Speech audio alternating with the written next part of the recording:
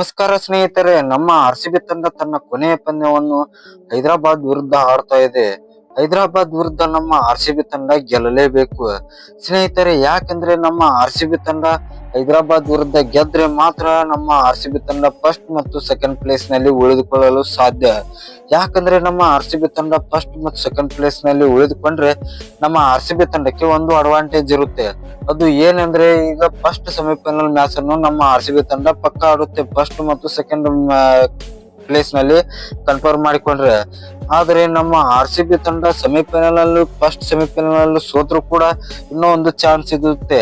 ಇದಕ್ಕಾಗಿ ನಮ್ಮ ಆರ್ಸಿಬಿ ತಂಡ ಈ ಪಂದ್ಯವನ್ನು ಗೆಲ್ಲಲೇಬೇಕು. ಇನ್ನು ಹೈದರಾಬಾದ್ ವಿರುದ್ಧ ನಮ್ಮ ಆರ್ಸಿಬಿ ತಂಡಕ್ಕೆ ರಾತ್ರೋರಾತ್ರಿ ಜಗತ್ತಿನ ಅಪಾಯಕಾರಿ ಆಟಗಾರ ಎಂಟ್ರಿ ಕೊಟ್ಟಿದ್ದಾರೆ.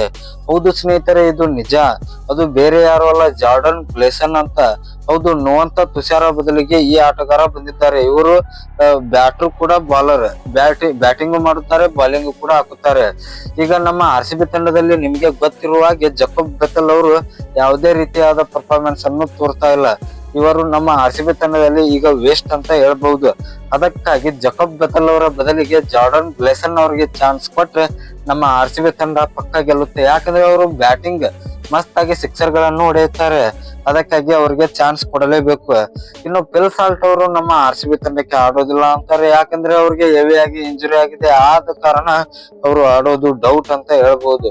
ಇನ್ನು ನಿಮ್ಮ ಪ್ರಕಾರ ಜಕೋಬ್ ಬೆಥೆಲ್ ಅವರ ಬದಲಿಗೆ ಯಾರನ್ನು ಆಡಿಸಬೇಕು ಅಂತ ಕಮೆಂಟ್ ಬಾಕ್ಸ್ ನಲ್ಲಿ ಕಮೆಂಟ್ ಮಾಡೋದ್ರ ಮೂಲಕ ತಿಳಿಸ್ಕೊಡಿ. ಇನ್ನು ಈ ವಿಡಿಯೋ ಇಷ್ಟ ಆಗಿದ್ರೆ ಲೈಕ್ ಮಾಡಿ, ಶೇರ್ ಮಾಡಿ, ಸಬ್ಸ್ಕ್ರೈಬ್ ಮಾಡಿ. ನಮಸ್ಕಾರ ಫ್ರೆಂಡ್ಸ್.